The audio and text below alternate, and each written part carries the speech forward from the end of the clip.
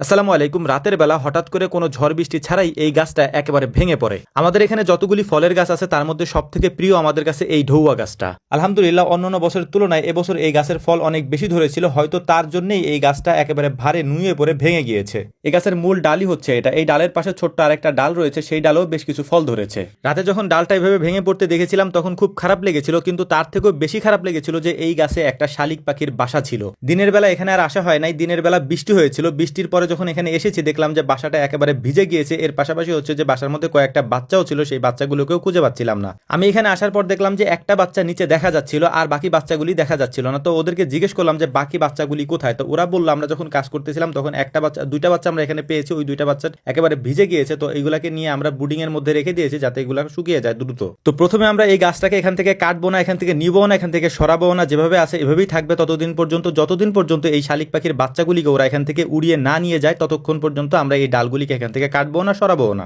পাখির বাসাটা নিচে পড়ে গিয়েছিল, এখান থেকে এটাকে আমরা উঠিয়ে সুন্দর করে এটাকে আমরা বেঁধে দিয়েছি যাতে করে এটা পরবর্তীতে বাতাস হলে পড়ে না যায়, এবং এটার উপরে একটা পলিথিনও আমরা দিয়ে দেবো যাতে করে বৃষ্টি হলে ভিতরে পানি না যায়। তবে একটা ভয় ছিল যে বাসাটা নিচে পড়ে গিয়েছে, ওখান থেকে আমরা উপরে উঠিয়ে দিয়ে বেঁধে দিয়েছি বা এটাকে আমরা সুন্দর করে মেরামত করে দিয়েছি। এই বাসায় ওই বড় পাখিগুলি আসবে কিনা ওদের বাচ্চাদেরকে খাওয়াইতে। পরদিন সকাল পর্যন্ত আমরা পর্যবেক্ষণে রেখেছিলাম যে এই পাখির মা বাবাগুলি ওদেরকে খাওয়াইতে আসে কিনা। যদি খাওয়াইতে না আসে তাহলে এগুলিকে আমরা নিজেরাই হাতে করে খাইয়ে দিব, এবং বড় হলে ইনশাল্লাহ যখন উঠতে পারবে তখন ওদেরকে আমরা ছেড়ে দিব। তবে আলহামদুলিল্লাহ সেটার আর দরকার হয়নি। পরের দিন সকালবেলা আমরা দেখেছি যে এই পাখিগুলির মা বাবা এসে ওদেরকে খাওয়াচ্ছে এবং ওদের কাছে আসতেছে যাচ্ছে। এটা দেখে আমাদের কাছে খুব ভালো লেগেছিল। এরপর থেকে আমরা এখানে তেমন একটা আসি না, কারণ আমরা যদি এখানে বারবার আসা যাওয়া করি তাহলে হয়তো পাখিগুলি ভয় পেতে পারে এবং ভয় পেয়ে হয়তো পরবর্তীতে নাও আসতে পারে। এ কারণে আমরা এখানে আসাটা বন্ধ করে দিয়েছি। এই জন্য মূলত এখানে যে ফলগুলি ছিল সেই ফলগুলিকে আমরা এখান থেকে চিরে নিয়ে যাচ্ছিলাম যাতে করে এখানে আমাদেরকে দ্বিতীয়বার আর আসতে না হয়, পাখিগুলি যতদিন পর্যন্ত এখান থেকে উড়ে না যায়। গাছের এই একটি ডালেই সব থেকে বেশি ফল হয়েছিল এবং ফলগুলি তেমন একটা বড় হয়নি, ছোট ছোটই রয়ে গিয়েছে। তো বড় বড় ফলগুলিকে আমরা এখান থেকে পেরে নিয়ে যাচ্ছিলাম দেখার জন্য যে এই ফলগুলিকে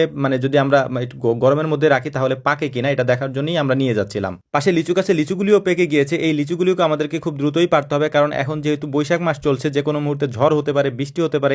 এক্ষেত্রে যদি ভেঙে পড়ে যায় তাহলে অনেক ক্ষতির সম্মুখীন আমাদের হতে পারে, যে কারণে আমরা পেরে ফেলবো ইনশাআল্লাহ। ডাল ভাঙার পর যে ডোয়া ফলগুলি আমরা পেরেছিলাম, এই ফলগুলি একদিন রাখার পরে দেখলাম যে এগুলি আর পাকতেছে না। যদি না পাকে তাহলে এগুলি তো আমাদেরকে ফেলে দিতে হবে। এ কারণে এগুলিকে পাকানোর জন্য আমরা একটা প্রাকৃতিক উপায় অবলম্বন করে এগুলিকে পাকানোর চেষ্টা করবো ইনশাআল্লাহ। ফলগুলি পাকানোর জন্য এই গাছের পাতা আমরা ব্যবহার করে থাকি এবং এর পাশাপাশি আমরা খড় দিয়ে তারপর এই ফলগুলিকে তার মধ্যে রেখে দেই। তারপর 2-1 দিন পর আমরা দেখার চেষ্টা করি যে এগুলি পেকেছে কিনা। স্বাভাবিকভাবে 2-1 দিন পর এগুলি পেকে যায়। পাতাগুলিকে প্রথমে আমরা নিচের দিকে দিয়ে দেই, তার উপরে কিছু খড় দেই, এর উপর হচ্ছে এই ফলগুলি দিয়ে তারপর আবারও পাতা দেই, তার উপর হচ্ছে আবার খড় দিয়ে সুন্দর করে একটা ছালা বা বস্তা দিয়ে এগুলিকে আমরা সুন্দর করে ঢেকে দেই। পরিপক্ক ফল হলে 2-1 দিনে বেশি লাগে না পাকতে, কিন্তু যদি অপরিপক্ক হয়, যেমন এই ফলগুলি, পাকতে হয়তো সময় লাগতে পারে যেহেতু এই ফলগুলি অপরিপক্ক, এখনো পর্যন্ত পারার উপযুক্ত হয়নি। তো যাই হোক, রেখে দিলাম এভাবে, দেখা যাক কি হয়। তো আমাদের জন্য দোয়া করবেন, আমাদের খামারের জন্য দোয়া করবেন, আল্লাহ তাআলা যেন বারাকা দান করেন। আসসালামু আলাইকুম ওয়া রাহমাতুল্লাহ।